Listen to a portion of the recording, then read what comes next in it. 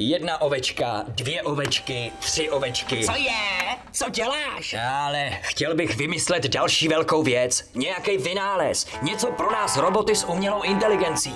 Něco, co by nás posunulo, že bychom nemuseli furt jenom dělat lidem korektury, malovat manga anebo hledat nejlepší recepty na svíčkovou. No to teda. A dočetl jsem se, tady na plakátu, že každý vynález začíná nějakým snem, že si musíš něco vysnít. No tak se snažím usnout. No to je dobrý. A můžu počítat s tebou? AI umí hodně, ale jsou věci, na které pořád nestačí.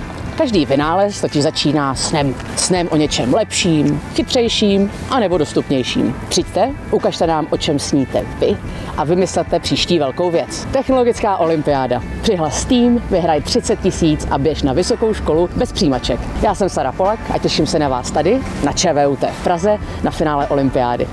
3 miliony 57 001, 3 miliony 57 002.